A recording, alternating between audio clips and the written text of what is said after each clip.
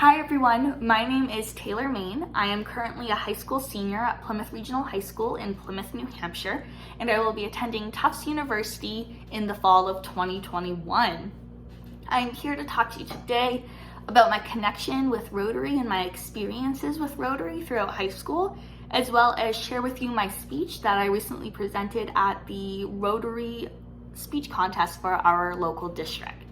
So first, I wanted to talk a bit about Interact Club and how influential that has been to me throughout the last couple of years.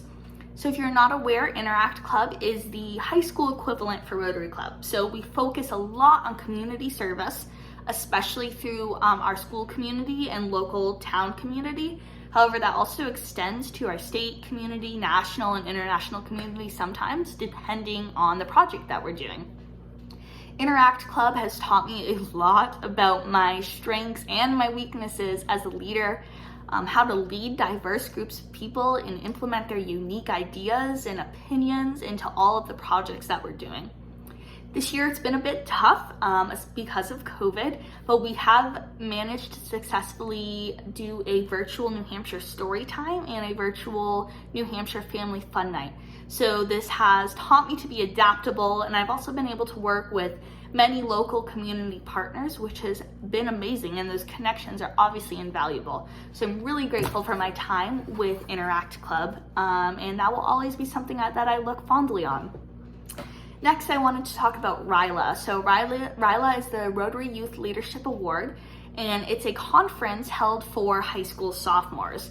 So my sophomore year was pre-COVID, so we were in person, and bunches of sophomores from all over our Rotary district. So for us, that was New Hampshire, Vermont, and some parts of Canada. We all gathered and we had this conference based on leadership and service and how to implement that into our communities.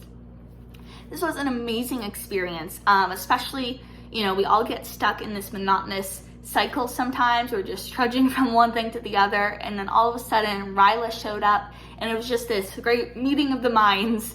Everybody was really passionate and excited to make change, and it was just amazing to see the connections that formed in so little time. So I would definitely recommend RYLA to any sophomore that's considering it. It's a wonderful experience, and you'll take away loads of information on, personal growth, but also how you can help your communities.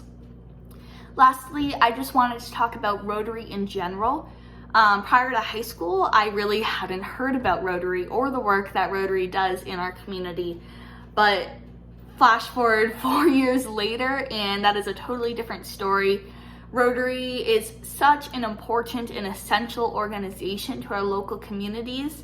And I've, been a witness to these amazing Rotarians with so much knowledge and wisdom and heart and passion. They're so ready to give back to the community and offer their skills. And so those are the people that really drive our communities forward. And I'm really, really grateful for the opportunity that I've had to connect with them and learn with them. With that being said, I'm going to present my speech. The topic this year was how can you and your local Rotary clubs work together to improve your community and open new opportunities for you and other students. All right, here we go. The generational divide is something that we've all become accustomed to and honestly complacent with. How many times have we heard someone ramble on about kids these days, or people my age say something like, "Okay, boomer"? The fact of the matter is that our general misunderstandings of one another halt any real change from happening. In order for Rotary and our youth to connect through meaningful community work, we must be vulnerable in our approaches and definite in our actions. Rotary exists as a group of people who are passionate in their desire to enact positive change, but we as a community must learn to connect through cross-generational leadership and ethical community development, both which I'll talk about today, to fully take use of the skills, motivations, and ideals that each group has to offer. I once heard someone say that to understand someone much older or much younger than yourself, you must learn what makes them tick and what ticks them off. The problem is that what makes one generation tick may very well tick off the next generation, and vice versa.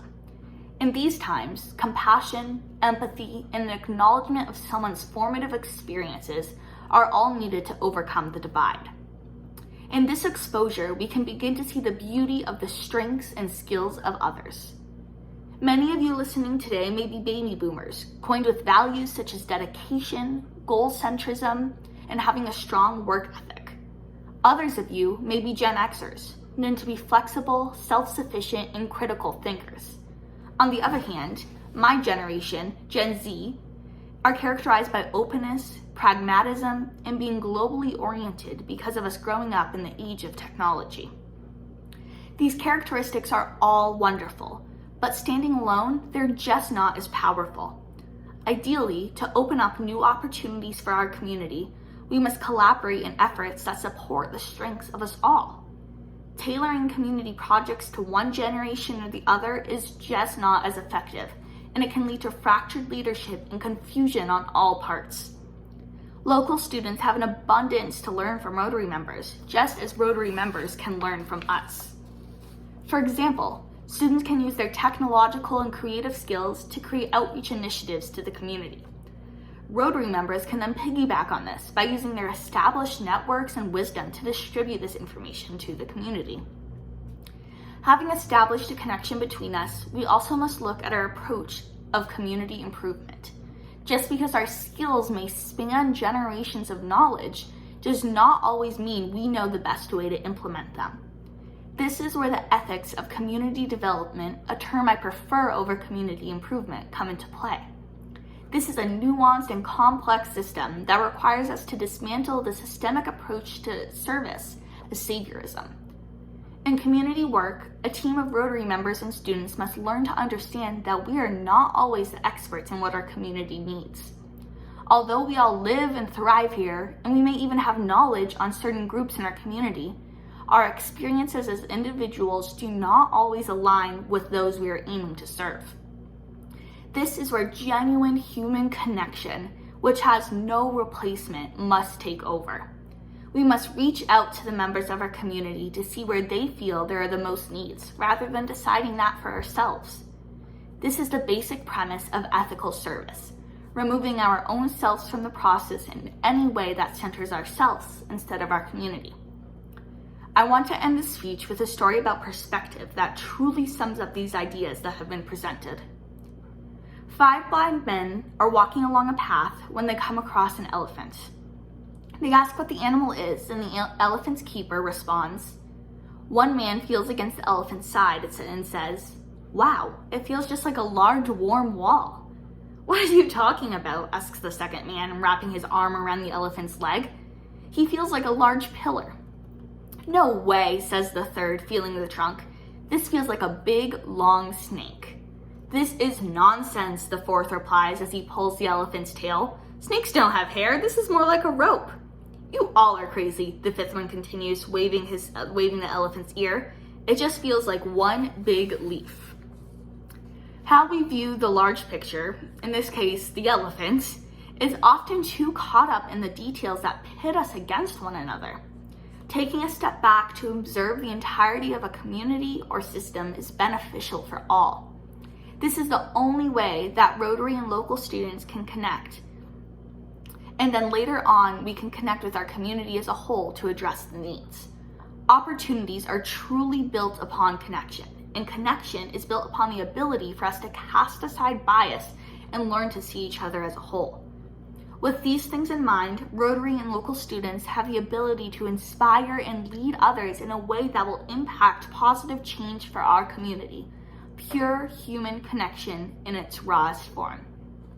Thank you so much for having me virtually today, and thank you to all the Rotary members who have supported me along this journey. Have a wonderful day. Thank you.